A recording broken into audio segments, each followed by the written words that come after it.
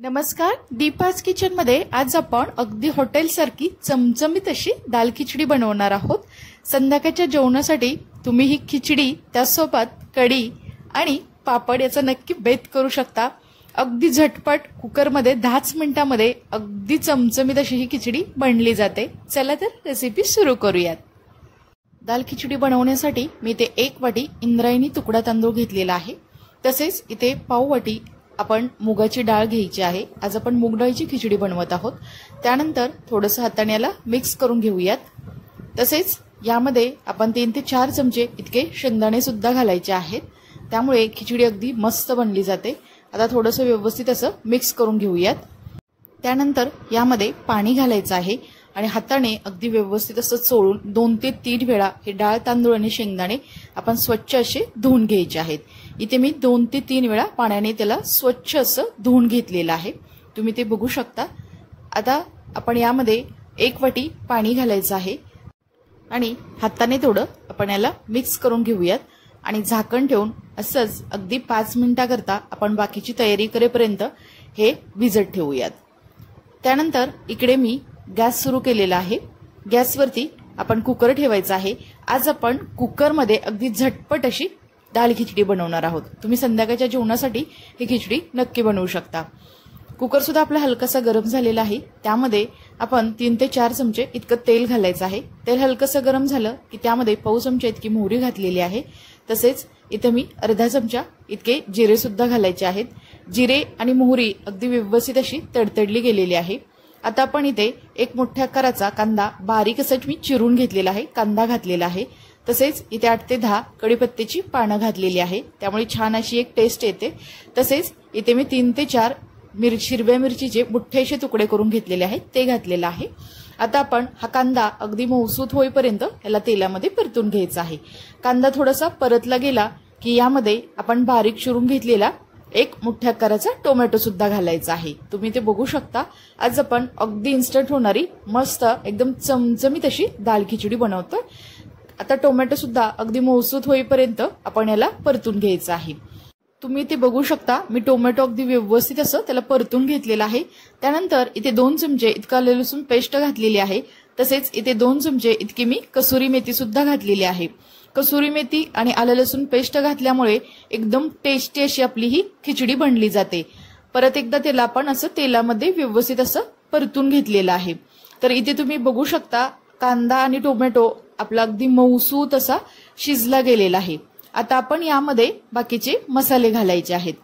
सुरुवातीला मी इथे पाव चमचा इतकी हळद घातलेली आहे। तसेच इथे पाव चमचा आपण धने पावडर घालायची आहे, ही घरगुतीच धने पावडर आहे। त्यानंतर इथे मी अर्धा चमचा इतकी लाल मिरची पावडर घातलेली आहे। खिचडी तुम्हाला किती तिखट हवी आहे त्यानुसार तुम्ही ही तिखट कमी जास्त करू शकता। तसेच यानंतर मी अर्धा चमचा इतकं गरम मसाला घातलेला आहे, त्यामुळे एकदम मस्त आणि चमचमीत अशी खिचडी बनली जाते। तसेच इथं चवीनुसार मीठ घालायचं आहे। आता हे सर्व मसाले आपण तेलामध्ये अगदी व्यवस्थित असं तेल सुटेपर्यंत परतून घ्यायचे आहेत। तर तुम्ही ते बघू शकता, अगदी मस्त असे हे मसाले तेलामध्ये परतले गेलेले आहेत।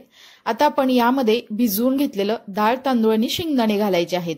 तर शेंगदाणे सुद्धा मी यामध्ये टाकल्यामुळे अगदी व्यवस्थित असे ते भिजले आणि फुलले सुद्धा गेलेले आहेत आणि खिचडीमध्ये शेंगदाणे एकदम मस्त लागतात। आता त्याला अगदी व्यवस्थित असं आपण हलवून घेऊयात, म्हणजे हा सर्व मसाला या पूर्ण तांदळामध्ये मिक्स झालेला आहे।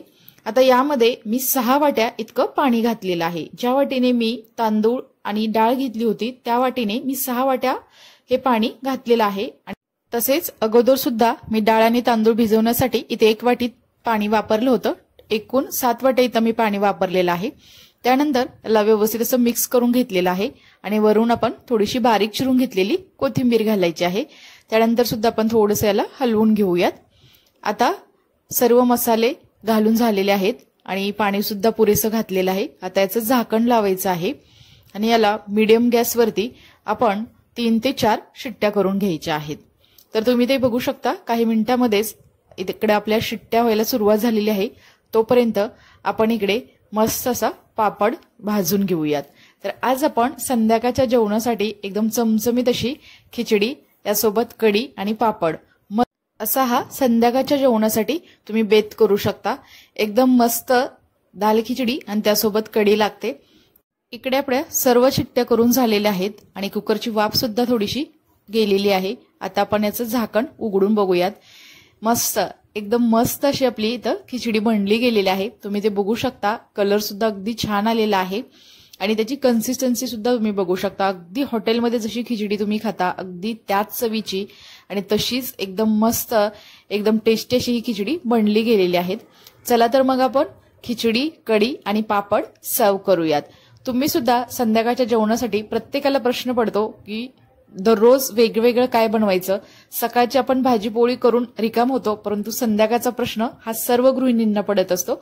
अशा वेळेस तुम्ही हा मस्त अगदी इन्स्टंट येणारा एकदम झटपट अशी कढी आणि खिचडी त्यासोबत मस्त पापड बनवू शकता। वरून थोडीशी तुपाची धार, वाह एकदम मस्त। ही दाल खिचडी तुम्ही अजून अनेक वेगवेगळ्या प्रकारे बनवू शकता। यामध्ये वेगवेगळ्या डाळींचा वापर करू शकता, तसेच इतर वेगळा तांदूळ सुद्धा वापरू शकता।